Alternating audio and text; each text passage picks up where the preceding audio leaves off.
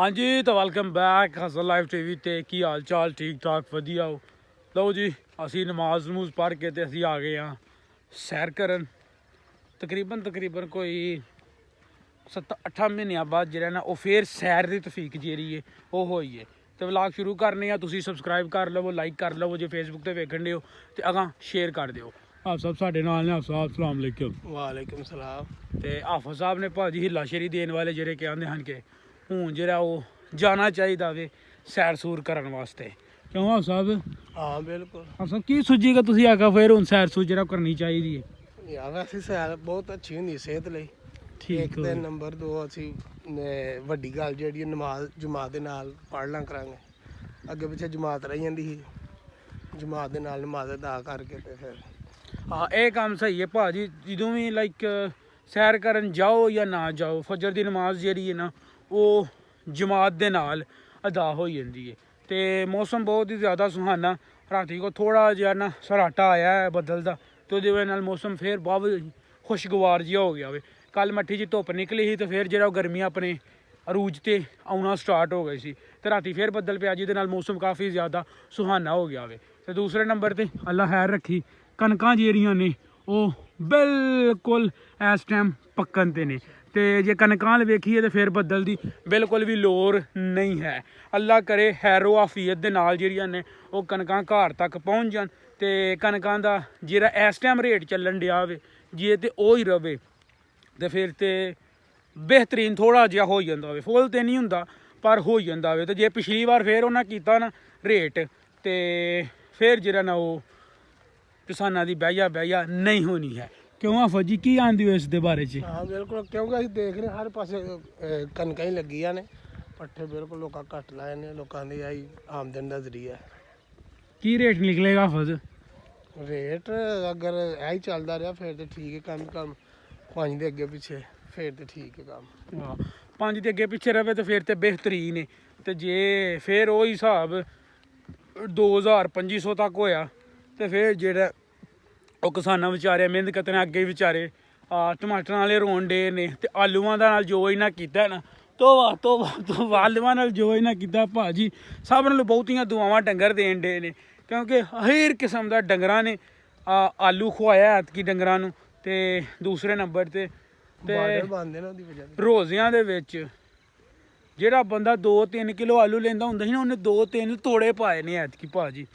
ते बस तले आलू खा के ना तल कत्ता बंदा फुल। ते चेक करो साढ़े पिंड दा नज़ारा भाजी। सुबह दा टाइम है ते नमाज अदा करके असी जेह्ड़ा ना वो सैर आह्ले पासे टुर पे ही। तुसी थोड़े जे सिनेमैटिक सीन इंजॉय करो।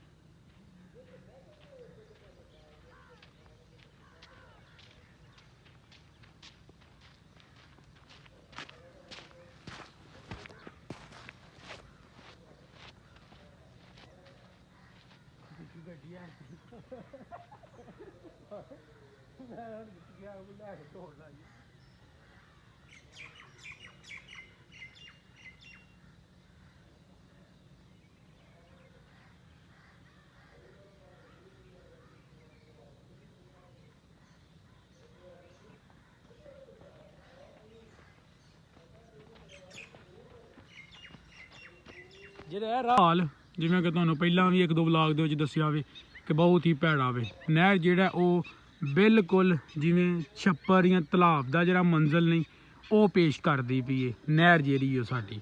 ਕਿਉਂਕਿ ਬਹੁਤ ਹੀ ਜ਼ਿਆਦਾ ਗੰਦੀ ਤੇ ਬਹੁਤ ਹੀ ਜ਼ਿਆਦਾ ਭੈੜੀ ਬੋ ਜਿਹੜੀ ਏ ਉਹ ਆਉਂਦੀ ਏ ਨਹਿਰ ਦੇ ਕੋਲੋਂ ਲੰਘਦਿਆਂ ਹੋਇਆਂ। ਤੇ ਮੌਸਮ ਬਿਹਤਰੀਨ ਏ, ਨਹਿਰ ਜਿਹੜੀ ਉਹ ਬਿਹਤਰੀਨ ਨਹੀਂ ਹੈ।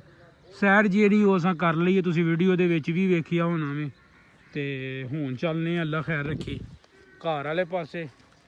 अब सब नहर दे बारे च की कहोगे? नहर तो पूरा नाले दा मंजर पेश कर रही मैनूं लगदा नाले ना मर्ज हो गई नहर। हाँ असल च उदों दी नहर भी नहीं चली जिदों दा सैलाब आया सा। आहो क्योंकि टुट्टी हर पासों है। ਇਹ ਜਿਹੜੀ ਪਟਰੀ ਹੈ ਪਟਰੀ ਤੇ ਸਾਡੇ ਪਾਸੋਂ ਦੋ ਥਾਂ ਸਾਡੇ ਪਾਸੋਂ ਟੁੱਟੀ ਹੈ।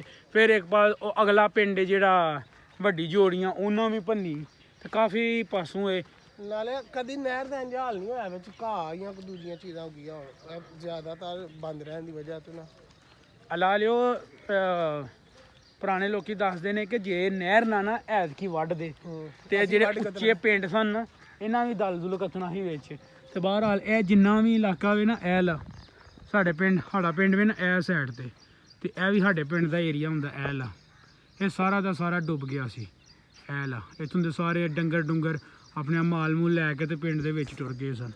ਉਹ ਜਿਹੜਾ ਪਰਾਂ ਰਾਹ ਨਹੀਂ ਇਹ ਜਿਹੜੇ ਜਾ ਰਹੇ ਨੇ ਇਹ ਤੇ ਇੱਥੇ ਭਾਜੀ ਇੱਥੋਂ ਅਸੀਂ ਸ਼ੁਰੂ ਕੀਤਾ ਤੇ ਹੁਣ ਜਿਹੜਾ ਉਹ ਸਾਡੀ ਸਾਇਰ ਜਿਹੜੀ ਹੈ ਉਹ ਇਖਤਤਾਮ ਪਜ਼ੀਰ ਹੋ ਚੁੱਕੀ ਹੈ। ਕੋਈ ਤਕਰੀਬਨ ਅੱਧਾ ਘੰਟਾ ਜਾਂ ਫਿਰ 50 ਮਿੰਟ ਜਿਹੜਾ ਉਹ ਸਾਨੂੰ ਟੁਰਦਿਆਂ ਫਿਰਦਿਆਂ ਤੇ ਕੋਈ ਸੈਰ ਸਪਾਟੇ ਲਾਉਂਦਿਆਂ ਜਿਹੜੀ ਹੈ ਨਾ ਉਹ ਹੋ ਗਈ ਹੈ। ਤੇ ਹੁਣ ਅੱਲਾ ਖੈਰ ਰੱਖਿਆ ਲੈ ਰੱਖੀ ਸੂਰਜ ਫੁੱਲ ਜਿਹੜਾ ਉਹ ਆਪਣਾ ਮੁਖੜਾ ਹੁਣ ਨਿਸ਼ਾਵਰ ਕਰ ਰਿਹਾ ਵੇ ਤੇ ਬਹੁਤ ਹੀ ਖੂਬਸੂਰਤ ਮੰਜ਼ਲ ਪੇਸ਼ ਹੋ ਰਿਹਾ ਵੇ। ਤੁਸੀਂ ਵੀ ਚੈੱਕ ਕਰੋ ਕੀ ਬਾਤ ਹੈ ਜੀ ਮਾਸ਼ਾਅੱਲਾ ਥੋੜਾ ਜਿਹਾ ਤੁਹਾਨੂੰ ਇੰਜ ਚੈੱਕ ਕਰੋ ਬਹੁਤ ਹੀ ਖੂਬਸੂਰਤ ਨਜ਼ਾਰਾ ਬਿਹਤਰੀਨ ਕਿਸਮ ਦਾ ਉਤੋਂ ਬੱਦਲ ਤੇ ਬੱਦਲਾਂ ਦੇ ਵਿੱਚੋਂ ਸੂਰਜ ਜਿਹੜਾ ਉਹ ਆਪਣਾ ਮੁਖੜਾ ਵਹਾ ਰਿਹਾ ਵੇ ਸਾਨੂੰ।